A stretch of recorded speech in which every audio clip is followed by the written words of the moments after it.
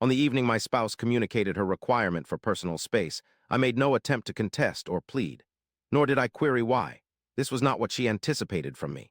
My name is Ryan Carter, aged 34, and until that point I believed I grasped the dynamics of relationships. I held the conviction that if one demonstrated patience, faithfulness, and steadfastness, matters would proceed smoothly. However, I discovered being a good man occasionally signifies being overlooked. Lisa, my wife, and I had been married for 7 years. Our relationship was devoid of major disagreements or spectacular issues, merely a gradual drift apart. Initially, it encompassed minor occurrences. She stopped inquiring about my day, ceased sitting beside me on the couch, and overlooked my attempts to connect. Subsequently, it morphed into something else: late nights, extended phone conversations, smiles towards her screen that I hadn't observed directed at me in months. I detected each development, yet remained silent out of fear of being perceived as insecure or suspicious. This persisted until that fateful night when I returned home at 8 p.m.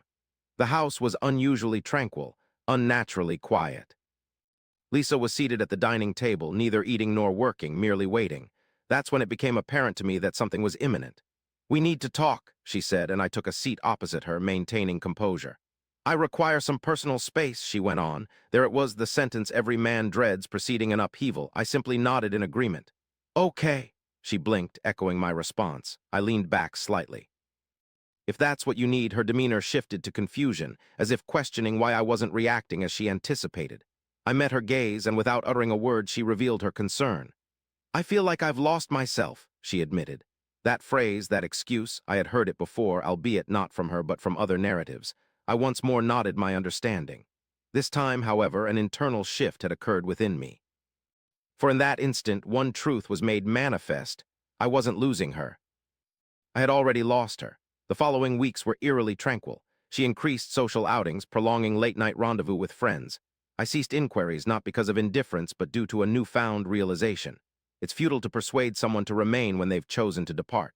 One evening she stood once more in the doorway. She suggested we take a hiatus, she said. I conceded affirmatively. A sense of frustration clouded her eyes. That's it. I rose, passed by her. "You asked for space," I responded. "Thus I'm granting it to you." That night I prepared a modest suitcase, not hers but mine, and departed. I did not seek refuge at a friend's house or return home to parents. Instead, I secured a small, serene apartment. Unbeknownst to her, however, I did not wallow in self-pity. I did not wait for her calls. I did not pursue her. Instead, I reconstructed my life. I commenced frequenting the gym, not as a means of revenge or seeking attention, but as a new beginning. I adapted my daily habits, concentrated on work, began accepting opportunities I previously declined gradually. Changes didn't occur suddenly, but were gradual. 3 months slipped by without any contact, silence, until one night my phone illuminated. "Lisa," I read on the screen, paused, then answered. "Hey." She spoke softly, a tone she used when things weren't right. "How are you?" she asked. "Fine," I replied. "Quietness I've been contemplating," she said, "naturally about us." I leaned back in my chair, and I think I made a misstep. There it was, the line I once yearned for, but something felt altered now. Because I didn't feel relief, I felt separation. "Lisa, can we meet?" she asked. I hesitated, then agreed, yes. We met at a small cafe, the same one we frequented years ago. She seemed the same, yet different, less assured, less self-assured. She smiled when she saw me. "You changed?" "Yes," I said, "I have." She took a deep breath and sat down. "I yearn for us," she expressed. I remained silent. "I believed I required distance," she continued. However, all I did was acknowledge my loss. A pause filled the air, and she leaned closer. "Can we attempt that instance anew?" 3 months ago, I might have agreed without hesitation. Now I looked at her and said something unexpected.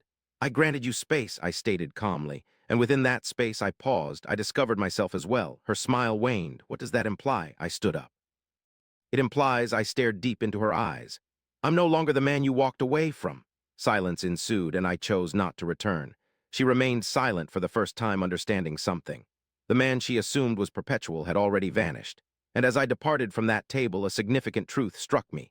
Sometimes, when someone requests space, the best course of action is to provide it entirely. Because in that space, you not only lose them, but also find yourself.